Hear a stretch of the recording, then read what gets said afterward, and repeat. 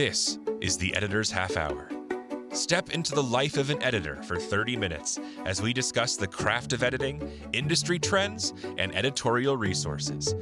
Your host is co-founder and CEO of Peak Publishing Inc., Nadia Jaja Pupa. She is experienced in all facets of the publishing industry, from editing to design, and works with corporate clients and self-published authors. Nadia and her guests are about to share powerful insights and stories on what it takes to be an editor. And this is your host, Nadia Jaja Pupa. Welcome, listeners, to the Editor's Half Hour.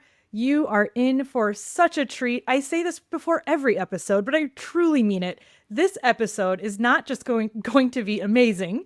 It is the season finale, the finale to season 3. I can't believe I've done 3 seasons of the podcast. And I've saved the very beginning to announce the winner of the giveaway that I've had going on for the last couple months. We're slowly gaining traction with the Patreon. I can't thank my Patreon supporters enough. And we are going to continue to record exclusive content on the podcast. So it's all so great. So I am so excited to announce the winner, Beth Rinaldi. Congratulations. You are now the winner of your very own fresh set of affirmation cards for editors, the very first ever created deck of cards. I also have, and I'm holding it up for viewers of the podcast. If you're listening, just go on YouTube and you can check out what I'm holding up, which is also a signed copy of The Chicago Guide to Copy Editing Fiction by Amy Schneider, who was also on the podcast. Beth, you also won a special hand-designed Proofreader Mark tote bag. So if you want to check out the tote bag, go to YouTube to check it out. It's got all of the fun proofreading marks that we don't even use anymore, but it's been so great as a conversation starter. So the next announcement that I want to make, and by the way, Beth, I'm going to reach out to you directly. The next announcement is the Love LitCon in San Diego. I will be a sponsor and speaker. I'll have a table at that conference. If you're interested, and if you're a heavy romance reader, you're not going to want to miss this conference. And I have a referral code. So if you want $25 off the registration, the code is PP7299. I will put that in the show notes. So if you're interested, definitely check it out. It's lovelit.com. So we're done with announcements. We got to move on. Today, we are stepping into the world of lexicography, the careful but incredibly dynamic work of documenting language as it lives and breathes. My special guest is Merriam-Webster's editor-at-large, Peter Sokolowski. Peter, you're so great. Listeners, you've probably seen or heard of him on NPR. Maybe you've seen him as the spelling bee pronouncer for spelling bees worldwide. He's kind of a big deal. And we have him on the podcast because we're talking about another big deal, which is the 12th edition of the Collegiate Dictionary, brand new 12th edition. So Peter is here to talk about what has changed, what has surprised lexicographers most, and how our rapidly shifting culture is reshaping the dictionary itself. So let's dive in. Welcome, Peter.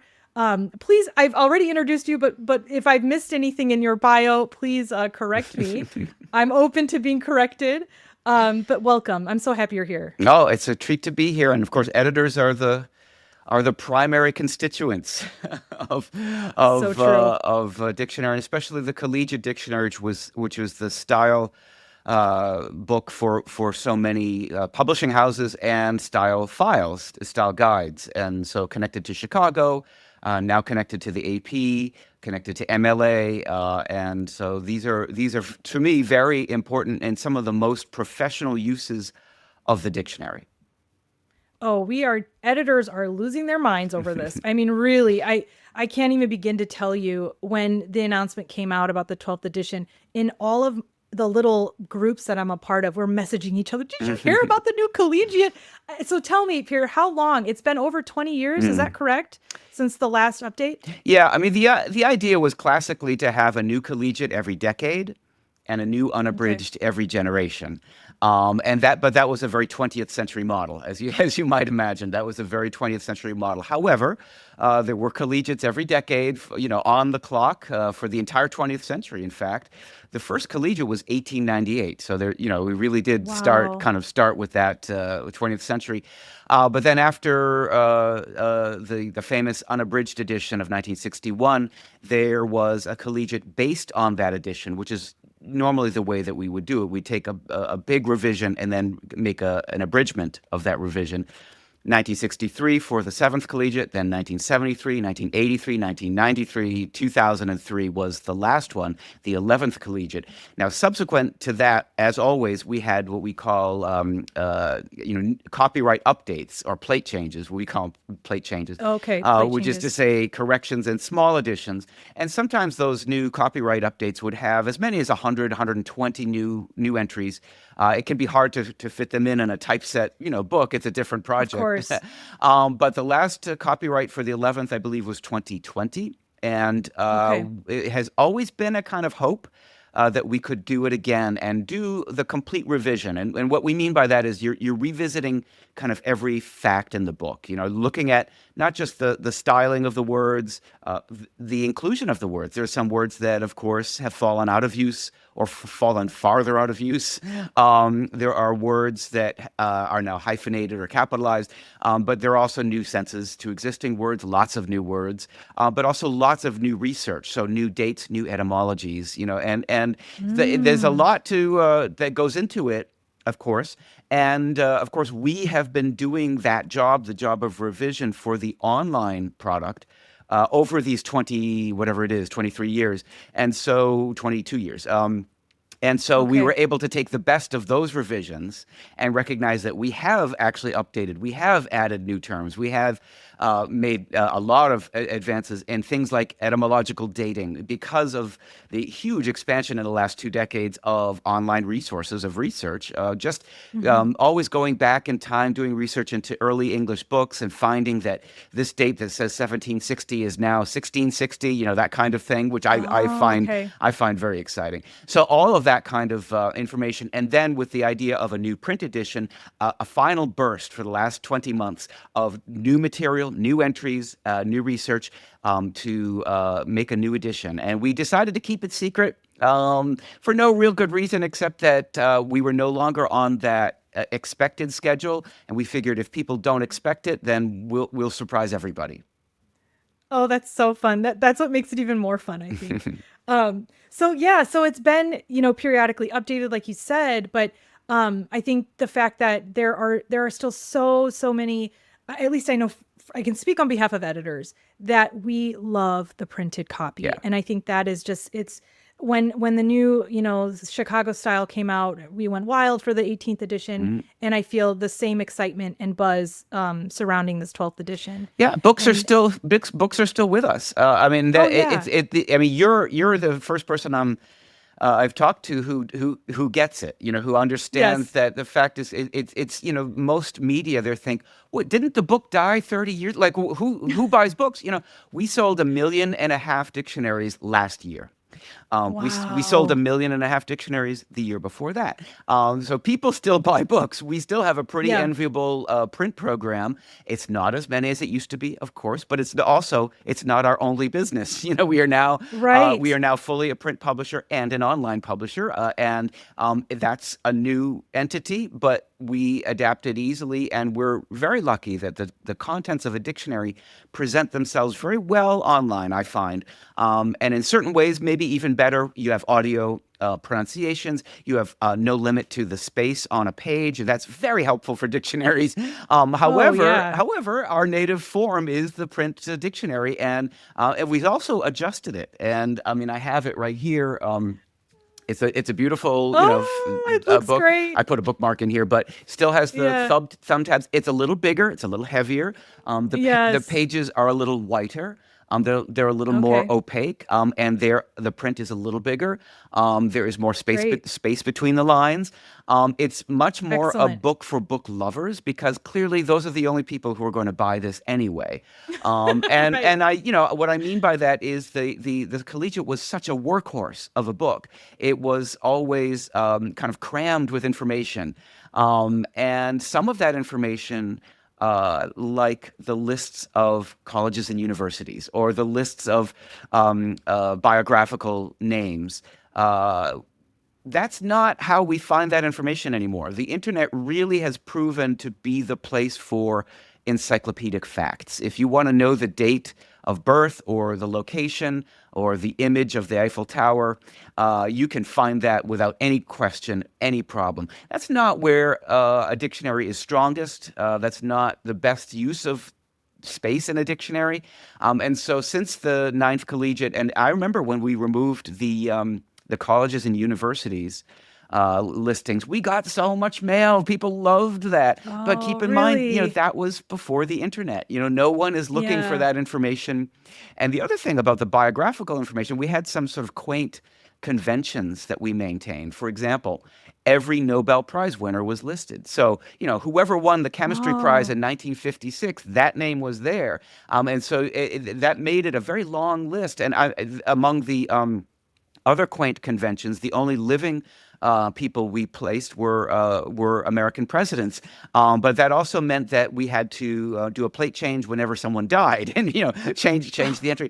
And so it actually became quite a lot of work. It always was a lot of work. We had a couple editors who specialized in biographical material because it had to be kept up to date. And again, that's no longer where people turn or even expect to find that information. And what I call encyclopedic information, there's always been a tension between the encyclopedic and the lexical, and I sometimes they know. I overlap and know. sometimes they don't. It ebbs and it flows. I mean, the idea of a dictionary, even the word dictionary itself, was not a settled form really until the 18th century, until the Enlightenment. And even then, you found the dictionaries, the old dictionaries, kind of going all the way toward an encyclopedic form and then all the way away from it. And sort of the easy ways to say that is they happen within a couple of years of each other. The great second unabridged edition. It's actually the fat ones that you see right behind me from It's 1934. so cool. Very So encyclopedic. cool. I mean, they have entries for Yeah. all of the Greek and Roman gods and all the characters in Yeah. Shakespeare.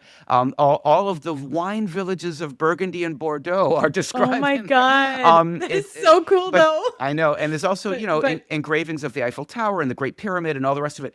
But then in 1928, so just a couple of years, roughly contemporary with that edition, was the final first printing of the Oxford English Dictionary, which had mm-hmm. none of those things, strictly Mm. lexical, no encyclopedic entries whatsoever. So much so that when they began the OED, they decided no proper nouns, good rule.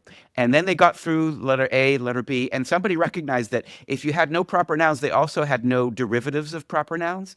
So the word American or African were actually not, those words were not defined in the first printings of the Oxford English Dictionary. And they went back and they said, you know what? We're not going to put in proper nouns, but we do have to put in their derivative nouns or adjectives. Right. And what Right. you realize is lexicography is always a work in progress. Yes, yes. And I want to get into that too. I want to get into the industry as a whole, and we'll save that for later. Mhm. But I know that the listeners are just dying to hear directly from you, the most exciting words, the most unique words, the new ones. And I know you have a little selection there that we can Right. talk about. Well, there's so Um, many. I know we're talking about 5,000 here, but you know what? How about this? I'll phrase it this way.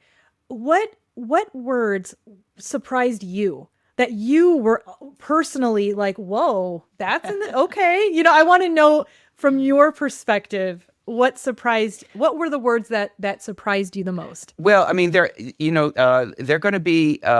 It's going to be a wonky answer. It's going to be a word nerd Okay. answer, and I love it. the two categories that I think of right away, and this is the Hmm. last thing that anyone who doesn't do this for a living would think of, because they're categories, and dictionaries record patterns as well as individual words. One thing that interests me is the presence of entries for what I would call participles.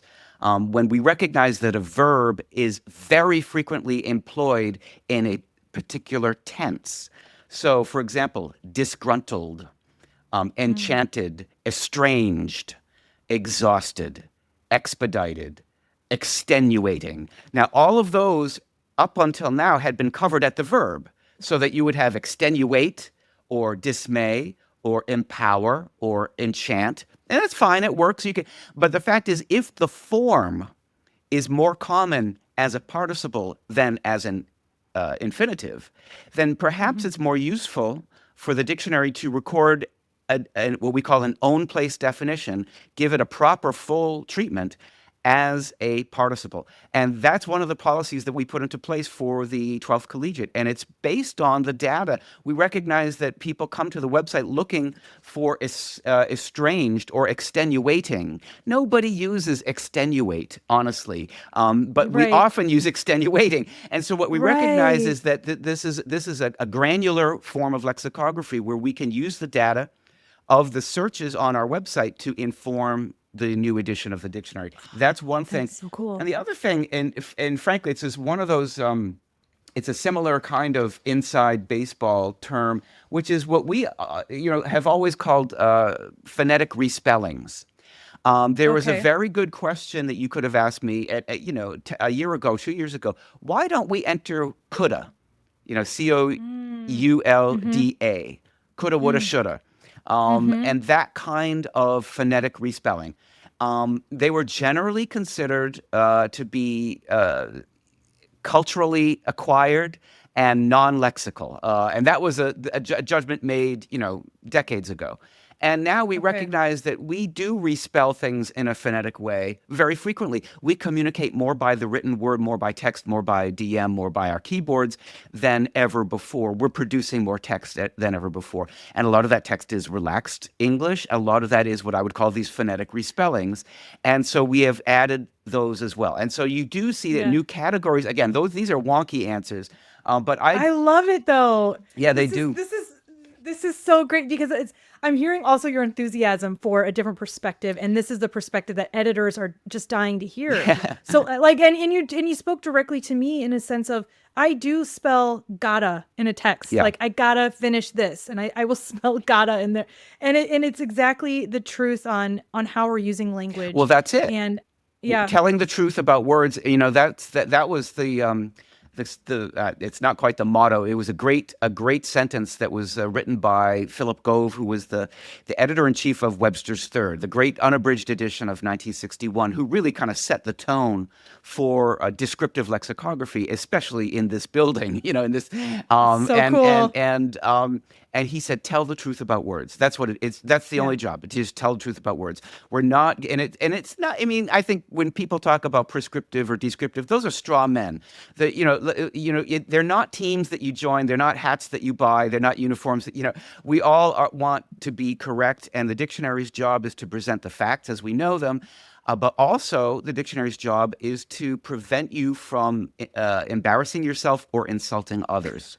And that's what I call usage. And some of those are deeply prescriptive. That a word like irregardless is a good example of both sides of this coin. We have to put it in the dictionary because it's frequently found in print. So we're telling the truth about that word. However, Okay. we can also report that if you care about how you're perceived, you should never use this word. And so the dictionary gives a good dictionary gives the prescription and the description, and I think that's important. Just That's to so give you important. another example, I just happened to mark Yeah. one thing I note about this batch of new words is how many Yeah. compound words there are, and you'll know what I mean. Here are Okay. 4 words from the letter D, and they tell us a little bit about where we are lexically as well as culturally. Dash cam, dead name, doom scroll, and dumb phone. Those are all words that we all know, and you recognize they've never been in a print dictionary from any publisher. And No. they recognize that, the language changes with the culture. And Yeah. it's a good moment for everyone. And I think if we have success with this edition, it proves the point that people do love print dictionaries, that words matter, and that they care very deeply about this. I'm kind of hoping for a big Christmas gift bump for this book that, English teachers and editors and librarians, this is made for Library. them. Um, It and is. and everyone who picks it up, it's got this beautiful heft to it, and it feels like, okay, yeah, and let's not ignore nostalgia. That's a piece of it for Yes. all of us. It is. It is. It is a perfect segue into my next question, which is twofold. Um, it's about the words that not only have been added, but have been taken out. And so I am just dying to hear, like, if I could be a fly on the wall in the conversations that happen at Merriam-Webster, I mean, all editors would love to be a fly on the wall. Have there been, and I know this is super direct, but have there been debates among the staff, among the lexicographers on whether or not it should be added? And then the same goes for those words that maybe were taken out. Were there any, and can you share it? I wish you could, because I Yeah. would love to hear what sparked debates. And I know that there are different mindsets out there on making a case for something to go in. Can you share anything? Well, no, I mean, first of all, debates and arguments Yes. are a waste of time. I mean, we just Okay. don't have enough time to do that. So the Okay. the process becomes mechanical, and it's always been this way. We have a collective file called New Words, very imaginatively titled file, that anyone can present. And basically, here's the deal: you encounter a new word, you find something, um, enter the word, enter a draft definition, and show us. It's used in the New York Times, the Atlantic, and it's give 6 or 8 or 10 citations that prove that this word belongs in the dictionary. Then give Okay. a rating. We do rate them 1, 2, 3. 1 means that should go in as soon as we can. And 3 used to mean, in the print form, 3 used to mean only add if you're opening this page, sort of the lowest priority. But with online, that's not the same. But so basically, you make your case. And then it goes up to the copy editor, to the director of defining, to the senior editors, or to the senior people in that field. If it's a scientific term, if it's a biology term, or it's a term of from physics or math or music, it'll go to the specialist. And so, I mean, so that we don't argue about it. And the question Okay. is only when. When do we have time? Will it be in the next batch? Because what happens is, of course, then that word has to be treated by the etymologist and the phonetic, pronunciation editor, and then by the dating editor. It goes through the process. Now, it may be that word that I put in New Words may be finalized as a entry 18 months from now. It'll be 3 releases from now. But I I see. will have started that process with that.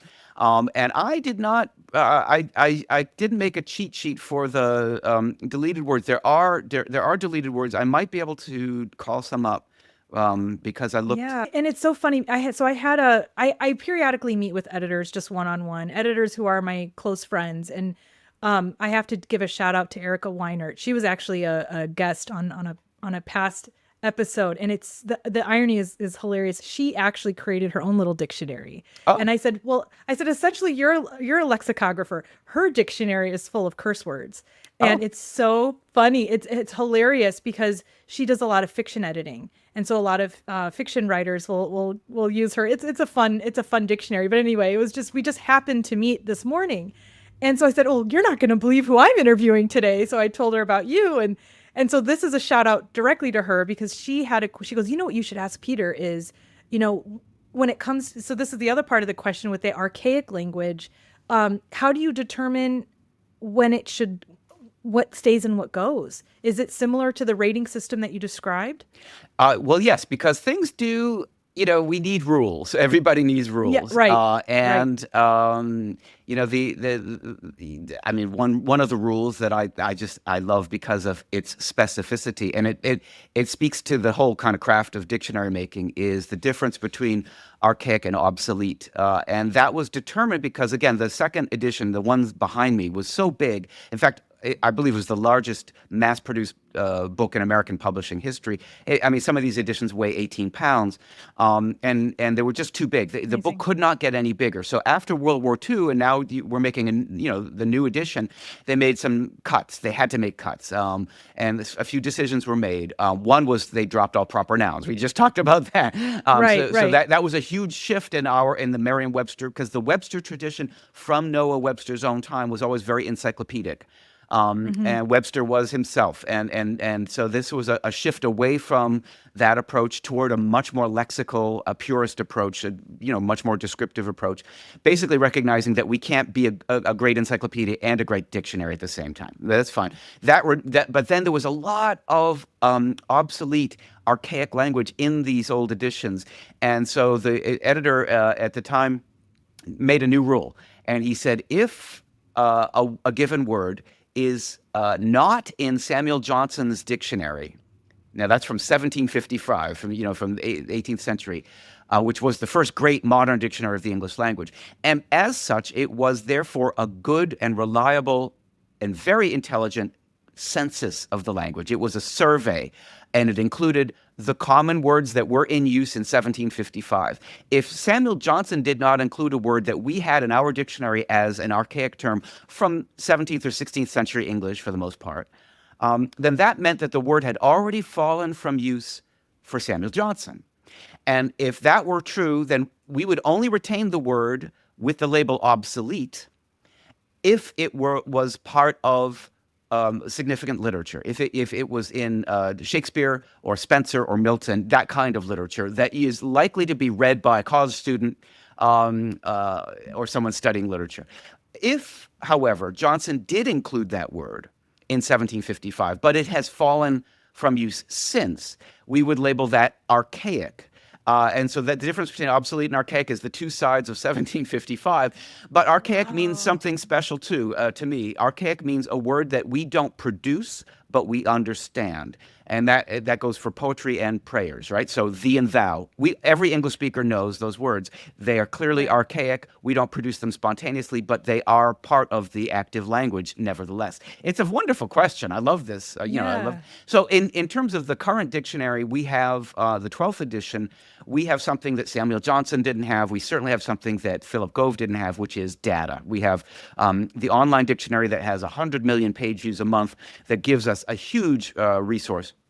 So, for example, the 10,000 most looked up words in the dictionary are the words that we paid a huge amount of attention to. Make sure they have all the new definitions, new sense ordering, new etymologizing, everything that we can do to make them up to date. But we also know the 10,000 least looked up words in the dictionary. And those are often the ones that we removed. And so, and they tended to be similarly compound terms. Let's see, timberman, I think, timberman, woodsman is a word that was dropped. I'm looking at a list now. I see melodramatize as a dropped word, and mess jacket. So mess jacket it's a military term for the very fancy uniform that you only wear at mess dress, what they call, like the equivalent military uniform of a tuxedo, of black tie. Okay. And so basically there's no,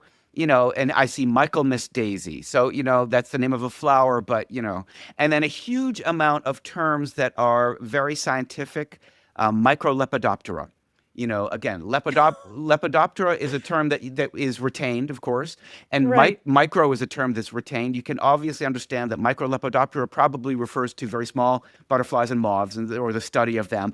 And that is what we would generally consider to be something that is self-evident, that you could take those word parts and find their meanings and succeed in deriving a definition, which means that these are the kinds of words that we can fairly safely remove from the dictionary. I see.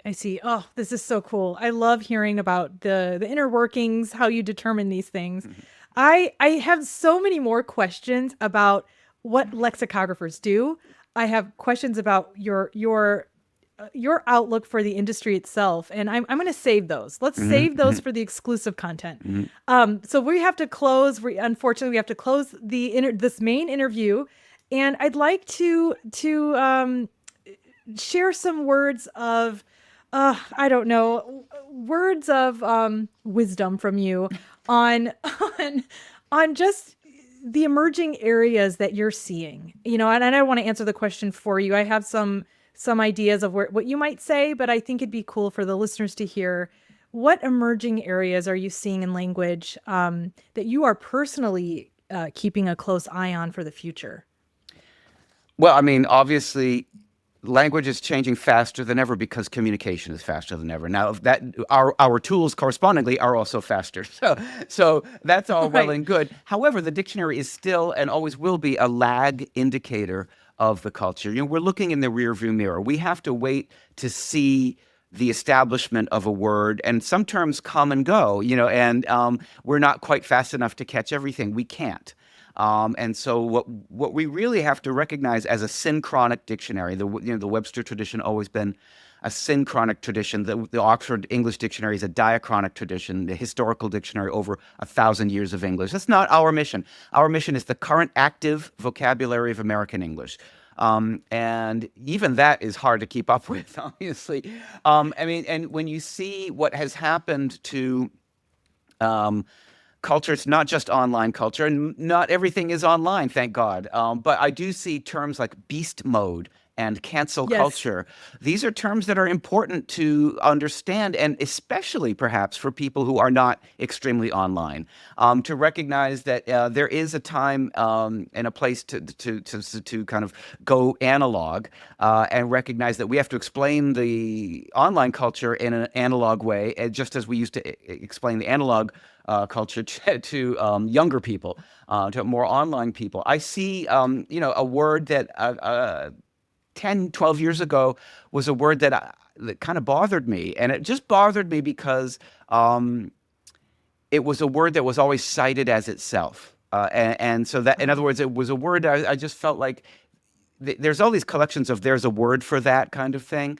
And I just feel like, well, if the word doesn't carry meaning, if you don't use the word to, express an idea, then I'm all for, I love words as much as the next guy, but it doesn't really belong in the dictionary. But now there's a word, it's the same word. It is being used. And I find that it's one of my favorite words of this new edition. And the word is petrichor, which is the smell Petrichor. of the ground following rain. And Oh, it's one of those things that for, 10, 12, 15 years ago, people always said, there's a word for that smell on the ground falling rain. And I just felt like, well, if you're only going to cite the word when you define the word itself is not carrying any meaning. It has what I would call low lexical intensity. If you're always going to explain what it means, then you're never using the word. However, right. however, now I have seen it. And I love seeing its use in kind of fluent writing. And what's interesting to me is the scientific term geosmin, Geosmin, which is the chemical compound that creates that smell, the smell of Oh my of gosh. fresh rain on the earth. And that word is also in this new edition. And so I Oh, love that it. that the culture has decided this is a word that we want. It has a specificity. And it's something that we all can recognize, and now we have a name for it. I think that's where dictionaries are at their best, and that's what we'll always do. I mean, that's the job. The job is revision, and when I say that, I mean that many of these words we have to revisit. We have to change the definitions and add to them, and that's what we do for a living. I see adulting here as well. So the Adulting. idea of a noun becoming a verb or a verb becoming a noun, that is something. Of course, it's always happened. It's happening a little Mhm. faster, and that a term like adulting is useful, and it's used quite frequently. So now it's in the dictionary. It's in the dictionary. Oh, that's awesome. Oh, I can't wait to ask more of these questions. So we will continue this conversation for the exclusive content. I am just so thrilled that you were able to make this interview and make it work for your schedule. I know that you're a busy person, so this means the world to me.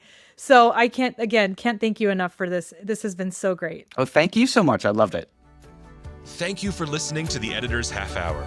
This podcast is your go-to resource for editorial trends, opening the discussion for new ideas through the real-life stories of editors.